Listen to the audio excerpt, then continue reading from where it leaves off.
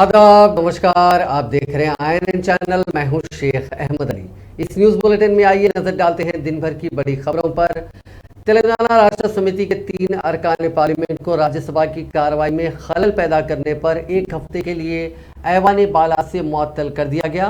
उनमें D Damodar Rao, we Ravichander और we Lingaiah Yadav शामिल हैं। TRS के ये अरकान राज्यसभा के उन दूसरे 16 अरकान पार्लियामेंट में शामिल हैं जिन्हें 1 हफ्ते के लिए मुअत्तल किया गया है। तेलंगाना में हुक्मरान जमात के अरकान पार्लियामेंट दूसरी जमातों के अरकान के साथ ऐवान के वसत में पहुंच गए और GST के अलावा अफराते ज़र और अशियाए ज़रूरिया की कीमतों में इजाफे पर BJP की ज़ेर क़यादत मरकजी हुकूमत के खिलाफ नारेबाजी करने लगे। चूंकि अरकान पार्लियामेंट एहतजाज जारी रखे हुए थे, इस वजह से कुर्सी सदारत पर फायज नायब सदरनशीन हरिवंश ने उन अरकान से मुतवातिर अपीलें की कि वो ऐवान के वसत से हटते हुए अपनी नशिस्तों पर बैठ जाएं। मरकजी ममलिकती वजीर पार्लिमानी उमूर वी मुरलीधरन ने उन अरकान पार्लियामेंट को मुअत्तल करने की तहरीक पेश की और नायब सदरनशीन राज्यसभा ने उन अरकान के नाम पढ़कर सुनाए जिन्हें 1 हफ्ते के लिए मुअत्तल किया गया। नायब सदरनशीन ने मुअत्तल अरकान को हिदायत दी कि वो ऐवान छोड़ दें, लेकिन वो ऐवान के वसत में अपना एहतजाज जारी रखे हुए थे, जिसके नतीजे में राज्यसभा की कार्रवाई को 2 मरतबा मुलतवी कर देना पड़ा।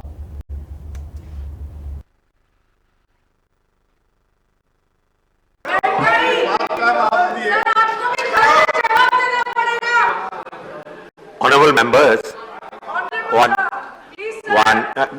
please listen. Those who has been named, they should withdraw and let the house function, and we'll take up the bill as has been.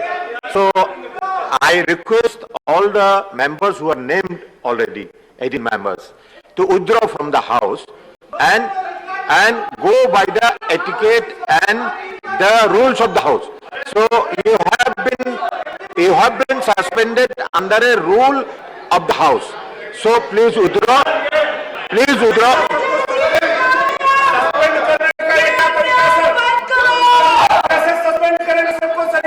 Those who are, you are not suspended yet. So please go back to your seat. Please go back to your seat. Please go back to your seat. You are not yet suspended. So please go back to your seat. I am only giving an appeal to the members who has been suspended and they have been named. And after that they have been suspended, and the suspended members should withdraw from the house and go. And other members, please go to your seats. We will begin the discussion. Now. Let the house be in order. I am requesting the suspended members, please withdraw and please go out of the house. And those members who are not suspended, go back to your seat. Don't make chaos in the house.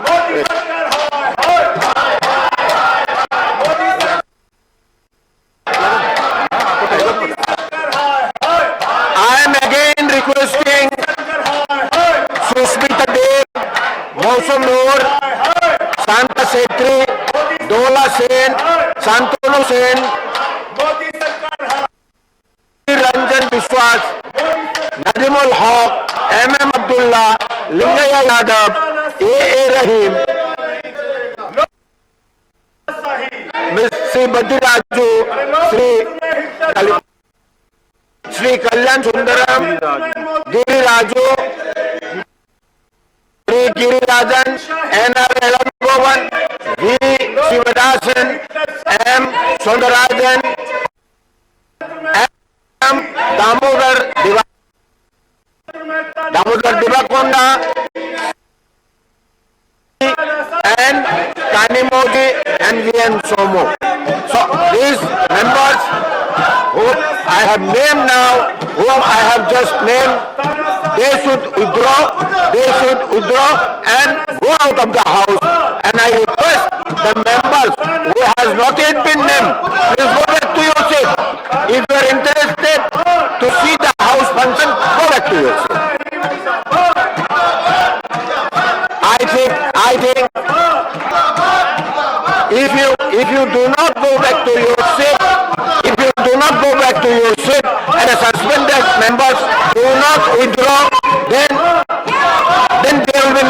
in the house. So please go. Telangana high court ने कहा है कि कब्जा होने वाली उस्मानिया university की 3,800 गज अराजी के तहफ्फुज के लिए हुकूमत मुकदमा दर्ज करते हुए उसकी तहकीकात करवा रही है। इस मामले में अदालत को मजीद तहकीकात करने की जरूरत नहीं है। डॉक्टर पी रमना राव नामी एक शख्स ने 2 साल कबल हाईकोर्ट में मफाद आमा की एक दरख्वास्त दाखिल करते हुए अदालत को बताया था कि कोरोना लॉकडाउन के वक्त उस्मानिया यूनिवर्सिटी के अराजी में 8,000 गज की जमीन पर कब्जा हो गया है और ओहदेदार काबिजीन के खिलाफ कोई कार्रवाई नहीं कर रहे हैं। आज उस केस की समाअत हुई। इस मौके पर एडवोकेट जनरल BS प्रसाद ने अदालत को बताया कि तुलसी कोऑपरेटिव हाउसिंग सोसाइटी ने उस्मानिया यूनिवर्सिटी की अराजी खरीदी है, जिस पर पुलिस ने मुकदमा दर्ज कर लिया और मजिस्ट्रेट ने बयान भी कलमद कर लिया है। इस केस की तहकीकात आखिरी मराहिल में चल रही है, जिस पर इस केस की समाअत करने वाले चीफ जस्टिस उज्जवल भोयान और जस्टिस S नंदा पर मुश्तमिल बेंच ने एडवोकेट जनरल के जरिए हुकूमत के मौक़िफ़ को जानने के बाद इत्मीनान का इजहार किया और कहा कि इस मफाद आमा की दरख्वास्त बहुत जल्द खत्म कर दी जाएगी। इससे पहले की समाअत के दौरान एडवोकेट जनरल ने अदालत को बताया था कि तुलसी हाउसिंग सोसाइटी ने कई साल कबल सिटी सिविल कोर्ट में इस अराजी पर अपना दावा पेश करते हुए 4,800 मुरब्बा गज जमीन के मालिकाना हुकूक हासिल किए थे। सोसाइटी ने 1980 में इस अराजी में 14 प्लॉट्स बनाते हुए इसे फरोख्त किया था। बाद सोसाइटी ने 3,800 गज अराजी खरीदी थी, जिस पर पुलिस ने सोसाइटी के खिलाफ मुकदमा दर्ज किया था। इस केस की तहकीकात आखिरी मराहिल में है और पुलिस की जानिब से बहुत जल्द चार्जशीट भी दाखिल की जाने वाली है। इस अराजी को खरीदने वालों को सोसाइटी से मुआवजा हासिल करने का हक है। इस मामले में उस्मानिया यूनिवर्सिटी या हुकूमत से मुआवजा तलब नहीं किया जा सकता। हैदराबाद समेत रियासत के कई अजला में पीर की शब शदीद बारिश हुई। विकाराबाद, संगारेड्डी, निजामाबाद, रंगारेड्डी, हनमकुंडा, सिद्दीपेट अजला के साथ साथ ग्रेटर हैदराबाद म्यूनसिपल कॉरपोरेशन के हुदूद में ज़बरदस्त बारिश हुई। विकाराबाद जिले में सबसे ज़्यादा 13 सेंटीमीटर बारिश रिकॉर्ड की गई। मुदगल चट्टमपल्ली में 12.4 सेंटीमीटर बारिश हुई। गुज़िश्ता कई दिनों से जारी मूसलाधार बारिश से तालाबों और कुटों की आबी सतह में इजाफा दर्ज किया गया। तंदुर जाने वाली ट्रैफिक में रुकावट पैदा हुई। कई अजला में 8 सेंटीमीटर से ज्यादा बारिश रिकॉर्ड की गई। निर्मल जिले के बासर में रेलवे स्टेशन के इलाके में बारिश की वजह से पानी जमा हो गया। गोदावरी दरिया की आबी सतह में भी इजाफा हो गया। महबूबाबाद के अरपनपल्ली के करीब वट्टी वागू की आबी सतह भी बढ़ गई है। के समुद्रम और गुड्डू के दरमियान ट्रैफिक ठप हो गई है।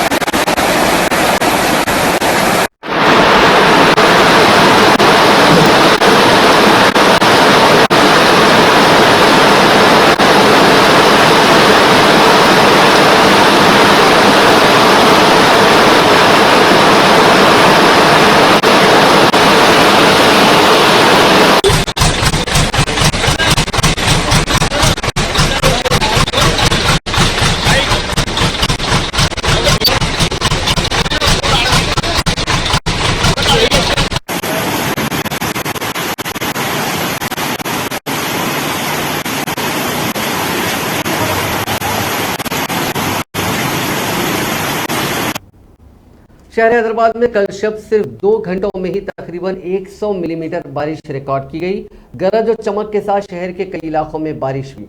कई नशीबी इलाके ज़ेरे-आब आ गए। सरूर नगर और कोदंडराम नगर के नशीबी इलाकों में पानी घरों में दाखिल हो गया। सूराराम तेलुगुतली नगर में घुटनों बराबर पानी जमा हो गया। जीएचएमसी के अहदेदारों और अमले ने उन इलाकों का दौरा किया और पानी की निकासी के इक़दाम किए।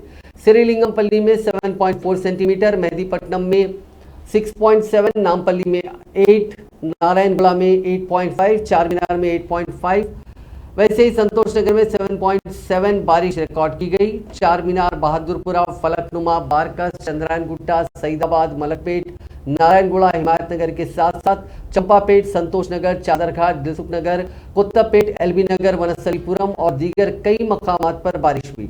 तकरीबन 3 घंटे तक बारिश का सिलसिला जारी रहा। कई मकामात पर मूसलाधार और कई मकामात पर औसत बारिश रिकॉर्ड की गई। बारिश के बाइस मौसमी माफ कीजिएगा मूसाराम बाग पुल पर पानी जमा हो गया, जिसके बाद इस ब्रिज से गोल नाके की तरफ जाने वाली ट्रैफिक रोक दी गई। मलकपेट रेलवे ब्रिज के नीचे भी बड़े पैमाने पर पानी जमा हो गया, जिसकी वजह से ब्रिज के नीचे से गुजरने वाली गाड़ियों को मुश्किलात का सामना करना पड़ा। कई इलाकों में पानी के सड़कों पर होने से सुबह के औकात में स्कूलों और दफातर जाने वाले मोटरसाइकिल सवारों को शदीद परेशानी का सामना करना पड़ा।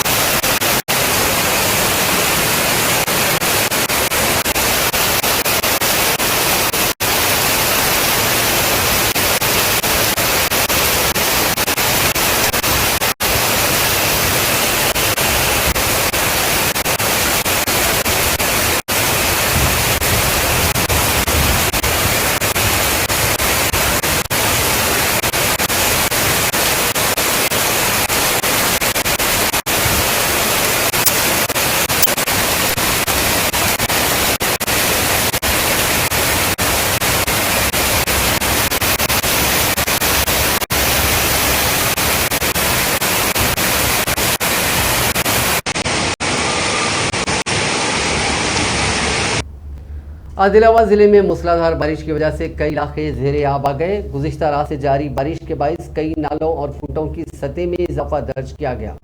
आदिलाबाद जिले में औसतन 27.4 mm बारिश हुई। आदिलाबाद जिले में तानसी में सबसे ज्यादा 70 mm, आदिलाबाद रूरल में 61 mm, गादीगुड़ा में 51, जबकि बेला में 55.8 mm बारिश रिकॉर्ड की गई। बारिश के आगाज से अब तक 1000 मिलीमीटर बारिश हो चुकी है। सबसे ज्यादा बारिश जिले के 13 मंडलों में रिकॉर्ड की गई। बाला इलाके में हुई बारिश के बाइस सतनाला प्रोजेक्ट के 2 दरवाजे खोलकर 9600 क्यूसिक पानी को निचले इलाकों में छोड़ा गया, जबकि मुत्ताड़ी वागू प्रोजेक्ट के 3 दरवाजे उठाकर 9228 क्यूसिक पानी को निचले इलाकों में छोड़ा गया। शहर हैदराबाद के 2 अहम ज़खायर-ए-आब उस्मान सागर और हिमायत सागर में बारिश और सैलाब का पानी काफ़ी तेज़ी के साथ दाखिल हो रहा है, जिसके नतीजे में हर घंटे ज़खायर-ए-आब की सतह में इजाफा हो रहा है। ओहदेदारों ने उस्मान सागर के 8 और हिमायत सागर के 6 दरवाजे खोलकर पानी खारिज कर रहे हैं। महकमे वाटर वर्क्स के ओहदेदारों के मुताबिक उस्मान सागर, जो कि जिसे गंडीपेट भी कहा जाता है, उसके ऊपरी इलाकों में शदीद बारिश और सैलाब का पानी से ज़ख़ीर-ए-आब तकरीबन लबरेज हो गया है, जिसके पेश नज़र उस्मान सागर के 8 दरवाजे 6 फीट ऊपर तक खोलते हुए 4658 क्यूसिक पानी मूसा नदी में छोड़ा जा रहा है। फिल वक्त उस्मान सागर में 4300 क्यूसिक बारिश का पानी दाखिल हो रहा है। इसी तरह हिमायत सागर के 6 दरवाजों को 2 फीट ऊपर तक उठाकर 3910 क्यूसिक पानी छोड़ा जा रहा है। फिल वक्त हिमायत सागर में 3500 क्यूसिक पानी दाखिल हो रहा है। ओहदेदारों ने मजीद बताया कि उस्मान सागर में मंगल की शाम 6 बजे तक 1787.55 फीट पानी जमा हो गया था, जबकि इसकी गुंजाइश 1790 फीट है। इस जखीरे आपकी मुकम्मल गुंजाइश 3.9 टीएमसी है, जबकि इसमें अब तक 3.339 टीएमसी पानी जमा हो गया है। इस जखीरे आपके 15 दरवाजे हैं, जिनमें से 8 दरवाजों को 6 फीट उठाकर पानी छोड़ा जा रहा है। इसी तरह हिमायत सागर में आज शाम 6 बजे तक 1761.25 1761.25 फीट पानी जमा हो गया, जबकि इसकी गुंजाइश 1763.50 फीट है। हिमायत सागर की मुकम्मल आबी गुंजाइश 2.970 टीएमसी पानी है। फिलवक्त जखीरा आब में 2.480 टीएमसी पानी जमा हो गया है। हैदराबाद में हिमायत सागर डैम के 6 दरवाजे खोलकर पानी खारिज किया गया। ये पानी आउटर रिंग रोड के एक ब्रिज पर से बहने लगा, जिसमें एक नौजवान फंस गया। मकामी अफराद ने नौजवानों के पानी में फंस जाने की इत्तला पुलिस को दी और राजेंद्र नगर ट्रैफिक पुलिस के अमले ने नौजवान को बचा लिया। इसका वीडियो सोशल मीडिया पर वायरल हुआ। नौजवान की शिनाख्त विकाराबाद जिले के बुमराहपेट मंडल के अरविंद गौड़ की हैसियत से हुई और उसे हाथ देकर बचाने वाले ट्रैफिक कांस्टेबल की शिनाख्त बेग के हैसियत से हुई है।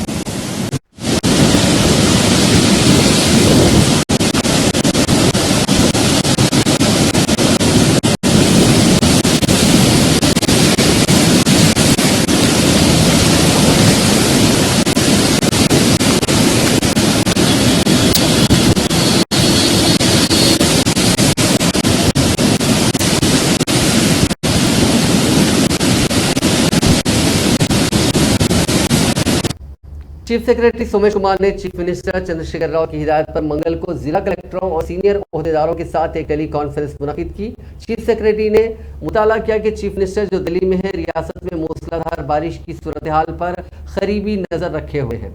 यहाँ जारी करदा एक सरकारी प्रेस नोट में बताया गया कि चीफ सेक्रेटरी ने तमाम ओहदेदारों को हाई अलर्ट पर रहते हुए इस बात को यकीनी बनाने की हिदायत दी कि कोई इंसानी जिंदगी का इतलाफ ना हो। उन्होंने निशानदेही की कि मूसा नदी में भी पानी के दाखिले में तेजी के साथ इजाफा हो रहा है। मैनेजिंग डायरेक्टर महकमा वाटर वर्क से कहा गया कि वो ग्रेटर हैदराबाद म्यूनसिपल कॉरपोरेशन के साथ करीबी राब्ते के जरिए न सिर्फ मूसा नदी बल्कि हिमायत सागर और उस्मान सागर में भी पानी के दाखिले पर मुसलसल निगरानी रखें।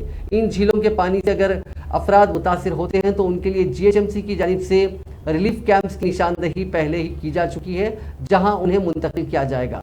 इसी तरह तमाम जिला कलेक्टर से कहा गया कि वो नशीबी इलाकों, सड़कों और तालाबों में चुगाव के ताल्लुक से चौकस रहें। Chief minister Andhra Pradesh vice Jagan Mohan Reddy ने मंगल को जिले BR अम्बेडकर कोनासीमा में सैलाब से मुतासर इलाकों का दौरा किया। वुज़रा, मकामी अरकान असेंबली और दूसरे कायदीन के साथ उन्होंने गोदावरी के सैलाब से मुतासर होने वालों से मुलाकात की। चीफ मिनिस्टर ने रिलीफ के इक़दाम पर भी ओहदेदारों से मालूमात हासिल की। मूसलाधार बारिश के दरमियान चीफ मिनिस्टर ने एक कश्ती और एक ट्रैक्टर के जरिए मुतासरा दूर दराज देहातों का दौरा किया। जगन मोहन रेड्डी ने रिलीफ कैंप्स में फराहम की जाने वाली सहूलतों के बारे में मुतासरीन से वाकिफियत हासिल की और ओहदेदारों से उनके मसाइल से भी आगही हासिल की।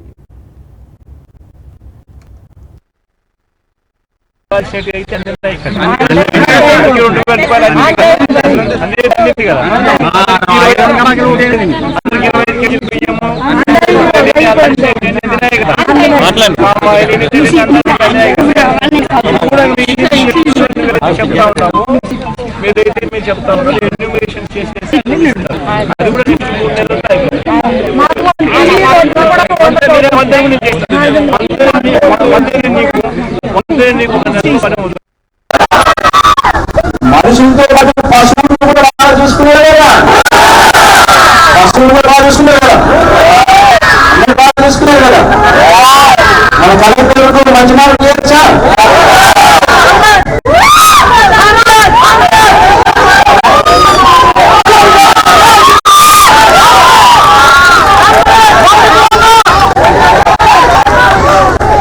అందరికీ కూడా మన వాలంటీర్లు అయితేనేమి, మన సచివాలయ సిబ్బంది అయితేనేమి, ఆశా వర్కర్లు అయితేనేమి, అంగన్వాడీలు అయితేనేమి,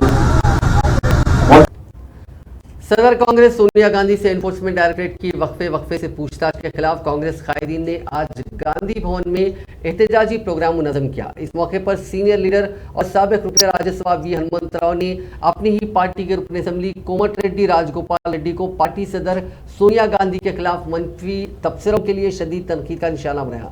राजगोपाल रेड्डी का नाम लिए बगैर हनुमंतराव ने मजाका उड़ाते हुए कहा कि चंद कायदीन दिन में ख्वाब देख रहे हैं कि आइंदा असेंबली इंतखाबात के बाद तेलंगाना में बीजेपी को इख्तियार हासिल होगा। उन्होंने वादे किया कि एनफोर्समेंट डायरेक्टरेट अगर सोनिया गांधी को जेल भेजेगा तो सूरत हाल खराब हो जाएगी। उन्होंने इल्जाम आयद किया कि बीजेपी लीडर सुब्रमण्यम स्वामी, जिन्होंने सोनिया गांधी और राहुल गांधी के खिलाफ ईडी से शिकायत की थी, वो एक ब्लैकमेलर हैं। इस धरने को मुख्तलिफ कायदीन ने खिताब किया, जिनमें साबिक वजीर मोहम्मद अली शब्बीर भी शामिल हैं। ఈ దేశంలో ఎక్కడ కూడా బీజేపీ నాయకులకు ఈడీ నోటీసులు లేవు, ఎంక్వైరీలు లేవు.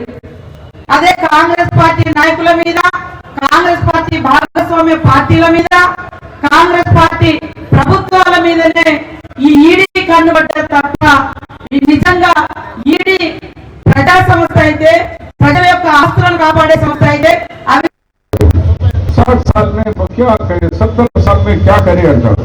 నువ్వేం చేసినారా బాబు? ఉన్న బిహెచ్ఎల్ అమ్మేస్తున్నావు, రైల్వే అమ్మేస్తున్నావు, ఏరోప్లేన్స్ అమ్మేస్తున్నావు, అన్ని అమ్ముడే కార్యక్రమం ఉంది. కానీ నువ్వు చేసింది ఒకటి లేదు. 16 ప్రధానమంత్రులు వచ్చినారు. ఎక్కడ కూడా 63 రూపీస్ డాలర్కు రూపీ వాల్యూ ఉంటే ఇవాళ 80 రూపాయలు అయిపోయింది. ఏ ప్రధానమంత్రిలో కూడా కాలేదు. ఇంత జీడిపి ఎక్కడ పడిపోలేదు. ఇది దేశ మహాన్ ప్రధానమంత్రి అంటున్నారు. ఇప్పుడు జెండా పండుగ అంటున్నారు. ఎస్, మా 9th నాడు అప్పుడు కాంగ్రెస్ మొదలు పెట్టింది ఈ జెండా పండుగ కానీ, లేకుంటే క్విట్ ఇండియా మూవ్మెంట్ కానీ. ఇది కాంగ్రెస్ పార్టీ ఇచ్చిన కాలం, దానికి జెండా పెట్టమంటున్నారు. 52 సంవత్సరాల ఆర్ఎస్ఎస్ హెడ్ క్వార్టర్ మీద జెండా లేదు. इंडियन फ्लैग तिरंगा झंडा 52 साल तक नागपुर के आरएसएस हेडक्वार्टर पे कभी झंडा ही नहीं चला। आज वो लोग झंडे की बात कर रहे हैं। और झंडा भी कैसे बात कर रहे? हम जो खादी से हमारा शुरू हुआ मूवमेंट, वो खादी खत्म करके चाइना से झंडे मंगा रहे हैं। शर्म की बात है। हमारे कितने लोग बेरोजगार बन जाएंगे। झंडा भी फॉरेन कंट्री से मंगा रहे हैं। वजीर बरखी जगदीश रेड्डी ने कांग्रेस के सीनियर लीडर उत्तम कुमार रेड्डी के उस तबसरे पर शदीद रद्द-ए-अमल का इजहार किया कि रियासत मखरूज हो गई है। उन्होंने वाज़ेह किया कि चंद्रशेखर राव के वजीर आला बनने के बाद रियासत के लोगों की फीकस आमदनी में इजाफा हुआ है। उन्होंने मीडिया से बात करते हुए कहा कि मरकज़ की गलत पॉलिसियों की वजह से मुल्क के अवाम की फीकस आमदनी में कमी आई है। जगदीश रेड्डी ने नुक्ताचीनी करते हुए कहा कि तेलंगाना में गैर जिम्मेदाराना और अजीब अपोजिशन जमाते हैं। ऐसा महसूस होता है कि अपने बयान से अपोजिशन कायदीन उन खबरों में ट्रेंड होने का मुकाबला कर रहे हैं। वजीर ने कहा कि अवामी मसाइल पर बात करने के लिए अपोजिशन के पास कुछ नहीं है। जगदीश रेड्डी ने वाज़ेह किया कि मुल्क में एनफोर्समेंट डायरेक्टरेट और सीबीआई जैसे इदारों की कारकर्दगी में रुकावट पैदा करने की कोशिशें की जा रही हैं। उन इदारों के काम में रुकावटें डालकर टीआरएस कायदीन को धमकाने की कोशिशें की जा रही हैं, लेकिन केसीआर राव आग की मानिंद आदमी हैं, उन्हें कोई छू नहीं सकता। टीआरएस के रुकन असेंबली बालिका सुमन ने मीडिया से बात करते हुए बीजेपी रुकन असेंबली ईटला राजेंद्र की जानिब से टीआरएस के कई अरकान असेंबली बीजेपी और उनके राब्ते में आने की बात को सफेद झूठ करार दिया। उन्होंने कहा कि तेलंगाना खाली होने वाली टीआरएस खाली होने वाली जमात नहीं, बल्कि तेलंगाना में ना तो बीजेपी का कभी वजूद था और ना ही इसका कोई मुस्तकबिल है और आइंदा इंतखाबात में बीजेपी का मुकम्मल सफाया हो जाएगा। उन्होंने कहा कि ये केसीआर से मुकाबला करने की जो बात की जा रही है वो मज़हब का खैज है। वज़ीर आला चंद्रशेखर राव और टीआरएस को शिकस्त देना किसी भी सियासी जमात की ताकत, माफ कीजिएगा, किसी भी सियासी जमात के बस की बात नहीं है। ఖచ్చితంగా బుద్ధి చెప్తారు, కార్యాల్సి వాటి పెడతారు, భారతీయ జనతా పార్టీ బెల్ల పెడతారు. మీ భావజాలం దళితులకు బలైన వర్గాలకు మైనార్టీలకు ప్రగతిశీలవాదులకు అందరికీ వ్యతిరేకమైనటువంటి భావజాలం ఈ భారతీయ జనతా పార్టీ భవనంలో అని చెప్పి ఒక ప్రముఖ కన్నడ కవి ఒక 64 పేజీల బుక్ రాసింది. ఇవల్ల కర్ణాటకలో హాట్ కేక్ లాగా అన్ని వేస్తా ఉంది. 10,000 కాపీలు అన్ని. हैदराबाद में एमएमटीएस ट्रेन के खौफनाक हादसे में 3 अफराद हलाक हो गए। ये अफसोसनाक वाकया शहर के हाईटेक सिटी के करीब पेश आया। एमएमटीएस ट्रेन की जद में आकर 3 अफराद की मौके पर ही मौत हो गई, जिनकी शिनाख्त राजप्पा, श्रीनू और कृष्णा के तौर पर हुई, जिन्होंने हाईटेक सिटी रेलवे स्टेशन के करीब एमएमटीएस ट्रेन को देखे बगैर पटरी को अबूर करने की कोशिश की। इसी दौरान एक ट्रेन की जद में आकर ये तीनों मौके पर ही हलाक हो गए। मरने वालों में से एक के पास शराब की बोतलें पाई गई। नाशों को पोस्टमार्टम के लिए उस्मानिया अस्पताल मुंतकिल किया गया। मरने वालों की शिनाख्त वनपर्ती के रहने वालों के तौर पर की गई है। समाज में बिगाड़ की वजह से ऐसे वाकयात पेश आ रहे हैं जो नाकाबिले यकीन महसूस होते हैं। ऐसे ही एक वाकये में रियासत आंध्र प्रदेश के जिले कृष्णा में ये वाकया पेश आया, जहां 2 बच्चों की मां एक कम उम्र लड़के के साथ फरार हो गई। उस लड़के की उम्र सिर्फ 15 साल है। पूरा मामला यह है कि सपना नाम की खातून के मकान के करीब 8वीं जमात का एक तालिब इल्म रहता था। खातून ने उसे अपने जाल में फांस लिया और 19 जुलाई को वो दोनों फरार हो गए। गुड़ीवाड़ा 2 टाउन में लड़के के बाप ने शिकायत दर्ज करवाई कि उनके बेटे का सपना नामी खातून ने अगवा कर लिया। पुलिस ने खातून के खिलाफ अगवा का केस दर्ज कर लिया। पुलिस को इब्तिदाई तहकीकात में पता चला कि खातून लड़के को लेकर फरार हो गई। बाद पुलिस को तहकीकात के दौरान पता चला कि ये खातून और लड़का हैदराबाद में है। गुड़ीवाड़ा पुलिस ने शहर पहुंचकर उन्हें पकड़ लिया और आबाई मकाम मुंतकिल किया। शमशाबाद एयरपोर्ट पर कस्टम्स के हुक्काम ने 25 लाख रुपए मालियत के बैरूनी ममालिक के सिगरेट जब्त किए। ये सिगरेट 5 मुसाफिरीन के पास से जब्त किए गए, जिनको 2 मुख्तलिफ फ्लाइट्स के जरिए ये दुबई से हैदराबाद पहुंचे थे और उन्हें स्मगल करने की कोशिश की जा रही थी। ये सिगरेट सामान में छुपा कर लाए गए थे। ताहम कस्टम्स के हुक्काम ने उन भारी मालियत के सिगरेट्स को जब्त कर लिया और उन मुसाफिरीन से पूछगछ की जा रही है ताकि ये पता चलाया जा सके कि किसकी ईमा पर उन सिगरेट्स को स्मगल करने की कोशिश की जा रही थी। तेलंगाना के जगतियाल जिले में एक साबिक नक्सलाइट ने एक किसान पर चाकू से जानलेवा हमला कर दिया। किसान शदीद जख्मी हो गया, जिस पर उसे एक अस्पताल में मुंतकिल किया गया, जहां उसकी हालत तशवीशनाक बताई गई है। तफसीलात के मुताबिक जगतियाल जिले के धर्मापुरी मंडल के किलीडा गांव का रहने वाला साबिक नक्सलाइट शंकरैया ने उसी गांव से ताल्लुक रखने वाले मल्लैया नामी किसान पर चाकू से दीवानावार हमला कर दिया। हमले की वजह जरी अराजी का तनाज़ा बताया गया है। इब्तिदाई इत्तलात के मुताबिक शंकरैया के उसके पड़ोसी मल्लैया के साथ चंद दिनों से 5 एकड़ अराजी का तनाज़ा चल रहा था। उसी तनाज़े पर आज दोनों में झगड़ा हुआ और शंकरैया ने मल्लैया पर चाकू से हमला कर दिया। मल्लैया को इलाज के लिए जगतियाल एरिया हॉस्पिटल मुंतकिल कर दिया गया है। हैदराबाद की तुकाराम गेट पुलिस ने महकमे तालीमात के आउटसोर्सिंग मुलाजिम को गिरफ्तार करके उसके पास से भारी मिकदार में गांजा जब्त कर लिया। मुलजिम की शिनाख्त 32 साल डी विलास रेड्डी मुतवतिन old MLA house Pader Visakhapatnam साकिन चिंतल हैदराबाद के तौर पर की गई। बावसा गुजारा की इत्तला पर पुलिस ने मुलजिम को सिकंदराबाद रेलवे स्टेशन के पास से उस वक्त गिरफ्तार कर लिया जब वो गांजा फरोख्त करने की कोशिश कर रहा था। तफ्तीश पर पता चला कि मुलजिम विशाखापट्टनम से गांजा खरीदकर उसे सिकंदराबाद और बेंगलुरु में फरोख्त कर रहा था। उसके पास से 15,600 किलो गांजा जब्त किया गया। इसी तरह एक और कार्रवाई में गोपालपुरम पुलिस ने 29 साल शेख इमरान साकिन पद्माराव नगर वरंगल को गिरफ्तार करके उसके पास से 3.7 kg गांजा जब्त कर लिया। मुलजिम को गाड़ियों की तलाशी के दौरान पकड़ा गया। नाज़रीन, इस न्यूज़ बुलेटिन में बस इतना ही। आप देखते रहिए INN चैनल।